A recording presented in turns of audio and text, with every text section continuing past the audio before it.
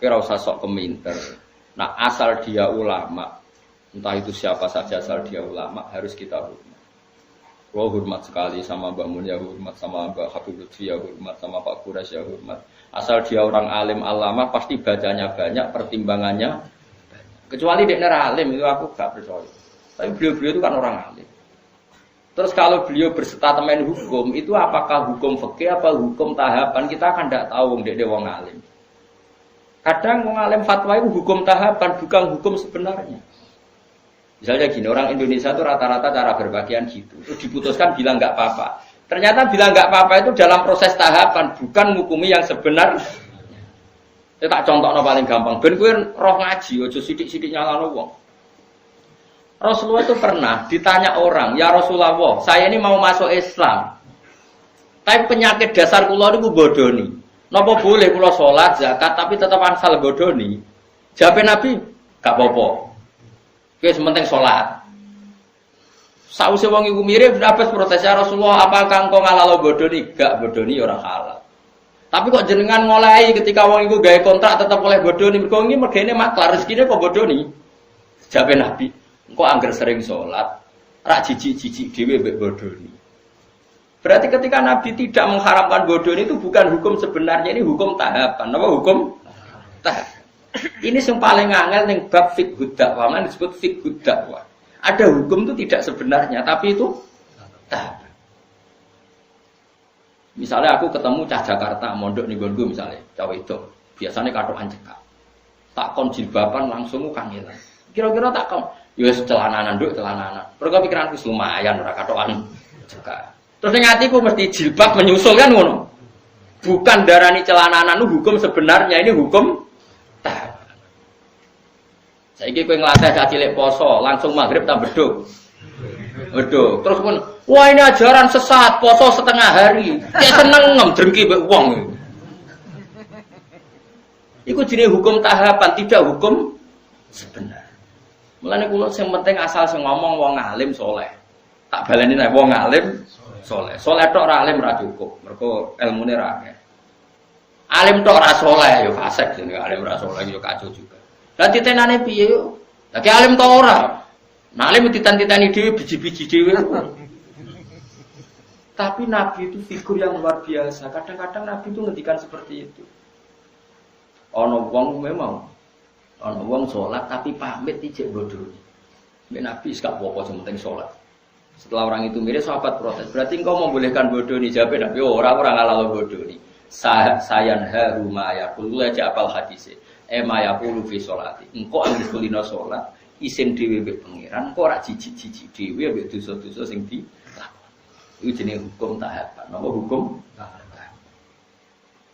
Ini masyhur cerita tentang Lirboyo. Ada seorang Gus Nuwakal, senengane pacaran. Kiai ini kaku hati mendingin. Ini kisah nyata. Wong iku ya keluargane sing nakal.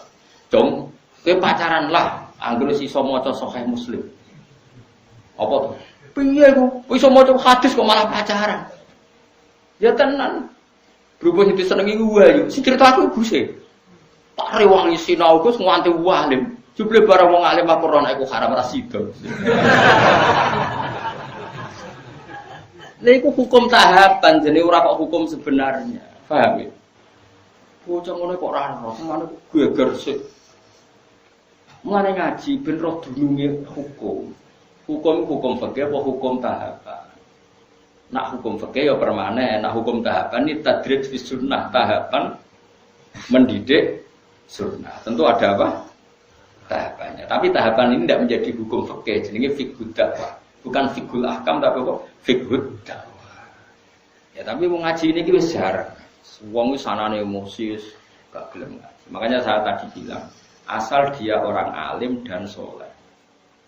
Makanya saya bisa menerima misalnya saya itu Hafid orang alim, kadang dakwah di Belanda, di mana ya ketemu orang macam-macam. Tapi beliau tidak selalu bilang mungkar.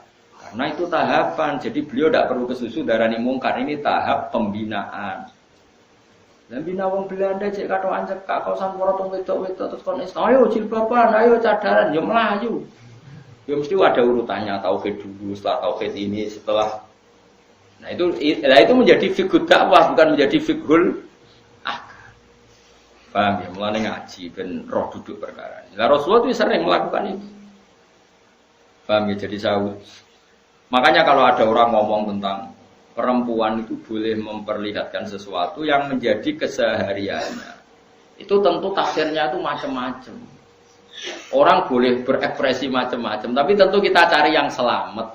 Kayak adat-adat kita sudah selamat ya sudahlah, pokoknya jilbaban, sing ketok wajah tok ben bojone ra kliru. Ya sudah, itu sudah lumayan. Tapi apakah cadaran boleh? Ya boleh. Tapi kendaraan wajib ya nanti dulu. Madzhab Abu Hanifah tidak mengatakan wajib. Abu Hanifah ya wong alim Allah. Ya biasa wae. Karena aku takoki, lha apa blodor iku oleh ya ora oleh. Tapi kowe iso ngatur wong sak Indonesia. Kowe muni haram terus apa wong mendo kabeh. Wong ora melok nglakoni. Malane cara kula kita dilatih dengan fiqh dakwah. Sebaiknya sing lagi blodor diajarkan ke yang tidak blodor. Wis ngono tok. Isane opo? Wama apa dawe kanjeng dawe pangeran lasta alaihim bimusaitir. Nabi sendiri tidak bisa menguasai orang karena diusahakan sesuatu dilakukan dengan kesadaran. Mana ayat wala yudina zinatahunna illa ma dzahara minha. Itu komandoaro wis pokoke cara kula sanut guru, anut wong alim-alim serausan. Cuma kalau ada fikih kontroversi itu sampean harus ikut saya. Apakah itu fiqhul ahkam? Apakah itu fiqhul dakwah? Kalau fiqhul ahkam ya final. Kalau fiqhul dakwah itu tahapan, apa? Tahapan. Ya mau misalnya kita ponaan ke Jakarta, Jakartaan cekak rajin bapak. Mungkin tahapan kamu pertama kan yang mendesak koncelananan pan. Kan enggak mungkin tahapan pertama langsung jilbaban. Tapi ketika kowe daran nduk sing penting celananan, itu bukan berarti celana itu sudah sempurna. Paham ya? Karena ini masih tahap. Paham ya? Lah ngono jenenge fiqhud dakwah. Jadi makanya masyhur itu kayak Nabi tadi. Ya Rasulullah saya mau Islam, saya mau sholat gini-gini. Tapi saya punya hak bodoni karena mergawe saya itu maklaran agak bodoni ra urip. Dari Nabi, ya dong. Terus ketika orang itu mirip, Ibnu Abbas ngoal, masa ya Rasulullah engkau boleh nodikne bodoni. Aku ra muni oleh. Lah kok jenengan mendel mawon. Sayanha huma yaqul. Engko nak wis sering salat, sering lafadzno kalimah thayyibah, engko risi dhewe akhire ora bodoni dhewe.